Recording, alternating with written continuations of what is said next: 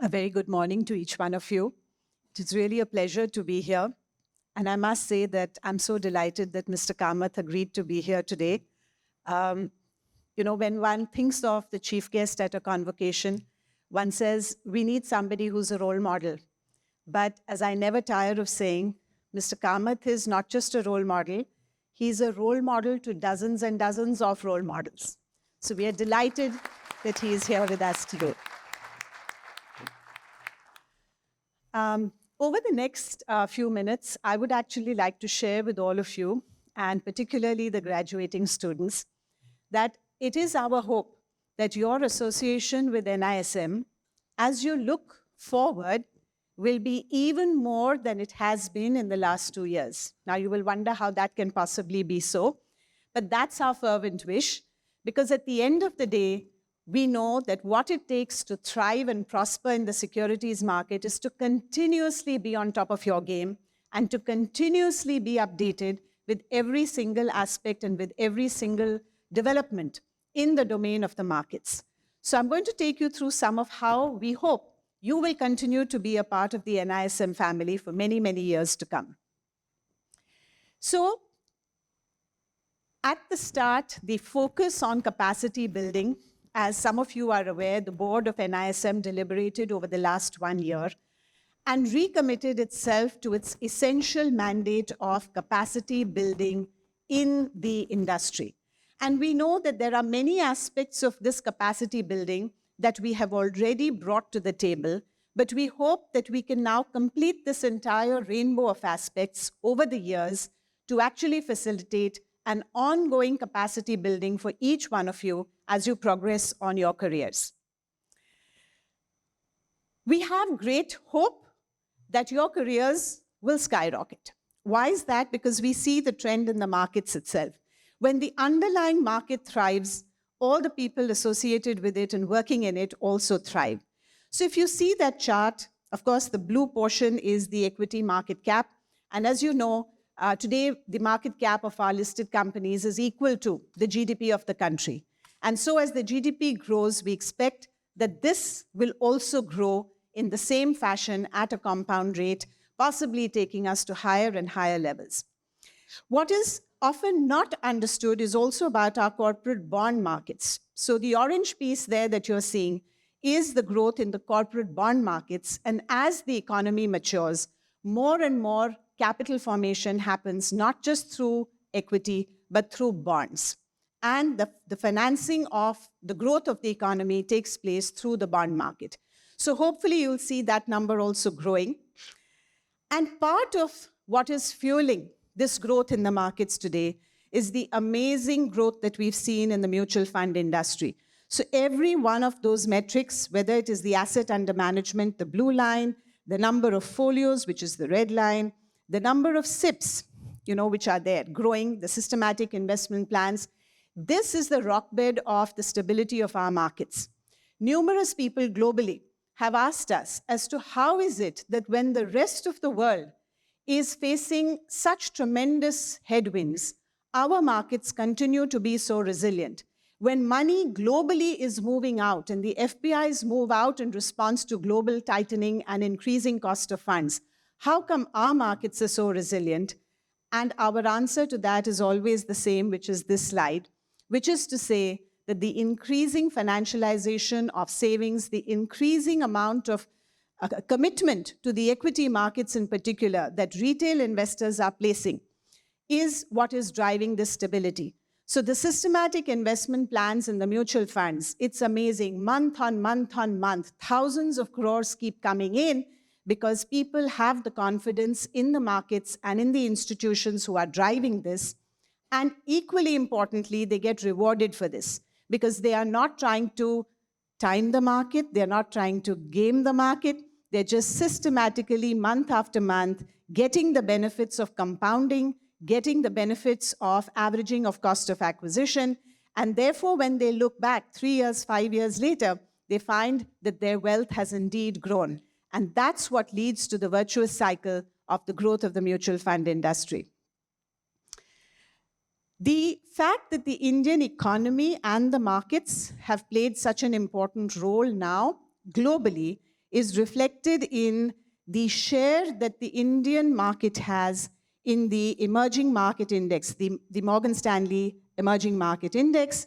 Not very long ago, we were at 8.3% weightage. Today, we are more, almost at double. In the middle, we had actually almost doubled, and we are today at 14.3% weightage in the index. So this is a global recognition of the way that our economy and the markets ecosystem is really growing.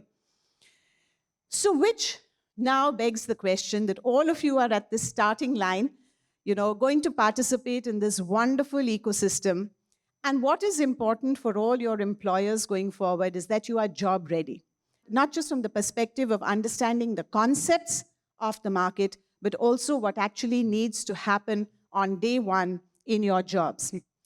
Which is why now the focus is being very much in terms of building a partnership with the entire markets ecosystem.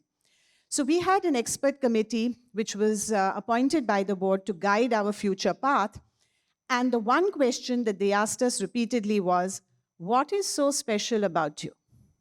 Why should students come to you and why should they continue to stay with you? It was a very challenging question, but we did answer it. Because what we found was there is no other institute in the country, possibly, we haven't benchmarked, but possibly globally, where the power of partnership with the ecosystem is so strong that we now have a large number of people, whether they are the exchanges, the depositories, the brokers, the mutual funds, the investment advisors, all of them have expressed willingness to partner with NISM in order to do three things. The first is to actually set the curriculum. Because if we want that our students should be relevant to them, then what we teach you should be relevant to them. So even from the starting stage of designing the curriculum, it is going to be industry-led design of curriculum. The second thing is they have many of them, including the CEOs of many of the market institutions. We have requested them to come and conduct master classes for us, which we will democratize. We will make this digital. So going forward, when you are in your jobs, you can have the benefit of coming to NISM online and actually having the benefit of learning from the master class where the top CEOs of the market are going to conduct these master classes for you. The third is that we hope that like SEBI is now doing, and we've initiated this policy within SEBI, we hope to make the whole process of certification and qualifications from NISM an integral part of our promotion and skill building process. So we have already taken a policy that when in SEBI somebody moves from Department A to Department B, he has to pass the certifications that are relevant for the market in his new department. So it's absolutely essential that we as a regulator are as abreast of what needs to be learned about that domain as anybody operating in the market. And similarly, a number of very large institutions in the market have also said that they're going to be exploring this concept and bringing the entire certification process and capacity learning process, capacity building process into their HR processes. Of course, specific reference, I think, in today's world to data. This is one of our most popular courses, I understand, Dr. Nair, the data analytics course, and we see more and more demand for it. So in case you haven't already been a part of it, I would certainly urge you to do that. Many years ago, I was told by my boss, so you may or may not recollect this, but Nachiket was my boss at one time, very early on in my career. And something happened, and I said to him that, technology and I don't really get along. And he said to me, young lady, you better start to learn to get along with technology or you will have no place in this bank. He actually said that to me, and that changed my life forever.